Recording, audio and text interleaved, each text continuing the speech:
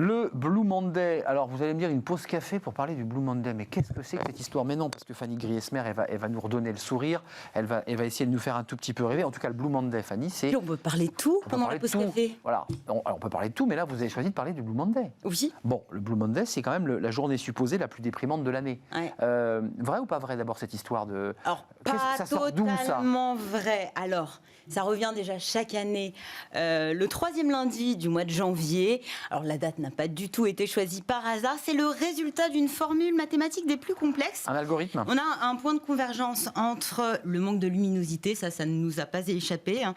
Le froid, le contre-coup financier des fêtes. Oui, vous avez peut-être trop dépensé pendant les fêtes, hein. Et puis l'érosion, déjà, et oui, le 18 janvier, des bonnes résolutions de début d'année. Alors, si l'on ajoute cette année le masque, le manque d'interaction sociale, et en plus, depuis samedi, le couvre-feu à 18h, alors là, on se dit que le cocktail est explosif et que forcément, on a un peu le moral dans les chaussettes. Donc, rien de scientifique. Ouais. C'est presque un fake, hein, comme cette histoire. Il y a une véritable équation. Ouais. Donc, c'est un professeur de psychologie qui est à l'origine de cette savante équation. Sauf qu'il aurait été missionné et payé par une agence de voyage. Donc, bon, le côté scientifique passera par là. Sauf que, oui, cette année, c'est à se demander s'il n'y aurait pas quand même un grand fond de vérité. Effectivement, comment ne pas se laisser gagner par le spleen, cette période très très spéciale, alors que les prémices de 2021 ressemblent un petit peu trop à 2020. Selon une enquête menée par l'agence d'intérim CAPA, 72% des Français se sentent plus déprimés que l'année dernière. La crise sanitaire coupable pour plus de la moitié d'entre nous.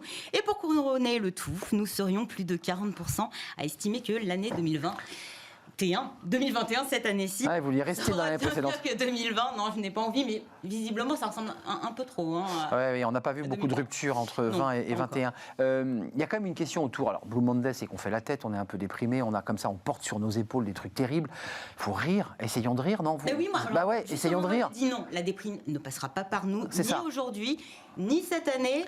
Et le rire, je trouve que c'est un bon remède. Quand on fait quoi? On redevient une sorte de nourrisson joyeux, très heureux, qui passe son temps à rire comme ça? Justement, figurez-vous qu'un enfant de 4 ans rit en moyenne 300 fois par jour.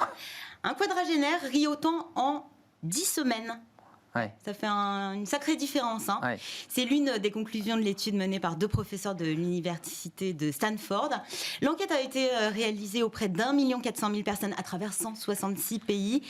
La fréquence des rires et des sourires baisse à partir de 23 ans. 23 ans, c'est à peu près l'âge de l'entrée dans le monde du travail.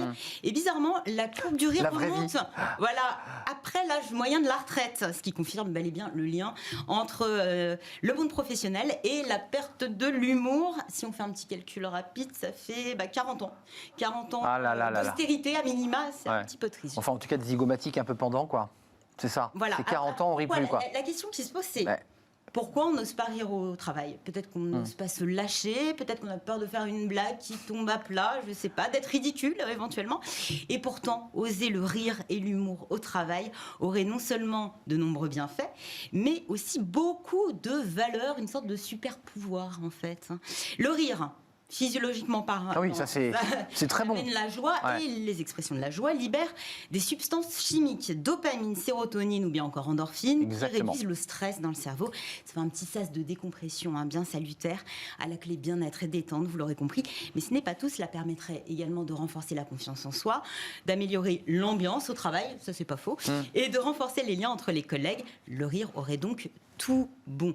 Mais ça va même... Donc le joyeux de rire, il faut l'accepter, il faut l'intégrer, il faut rire avec lui. Mais c'est ça, moi je trouve que ça peut être la locomotive, voilà, se laisser porter par l'élan.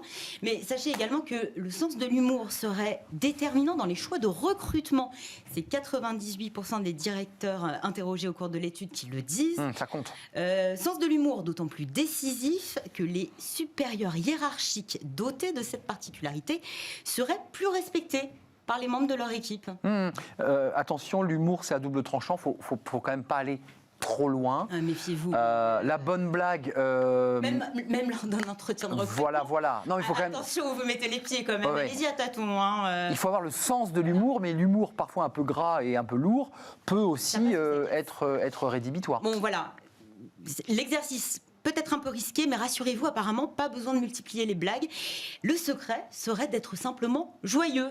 Joyeux, donc de l'optimisme, quelques mots d'esprit bien sentis plutôt, et le sourire même derrière le masque.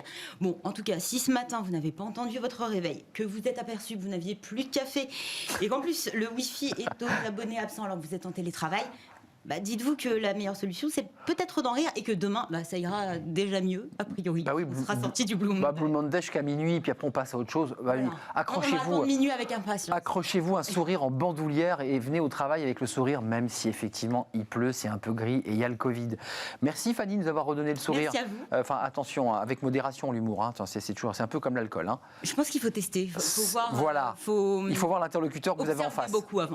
Merci Fanny. On se retrouve demain pour une nouvelle pause café. Je ne sais pas ce que vous avez prévu. D'ailleurs, peut-être que vous n'avez pas prévu encore. Pas encore. Je ne cherche pas à vous piéger chaque jour. Parfois, vous réfléchissez pendant la journée. Merci pour votre joli sourire. La suite de nos programmes, c'est bien le cercle RH. On va s'intéresser aux jeunes. Oui, parce que on parle beaucoup des salariés, beaucoup des demandeurs d'emploi et les jeunes dans tout ça. Les jeunes et les très jeunes, ceux qui sont en troisième, ils font un stage. Oui, le stage de troisième, il n'existe plus ou il est compliqué. Comment faire? Ce stage est souvent une clé qui vous révèle l'emploi que vous allez faire pendant une partie de votre vie. On fait le point avec des experts. C'est pas si simple de les monter ces stages, mais il y a des entreprises qui s'organisent. C'est tout de suite, c'est notre débat après cette pause.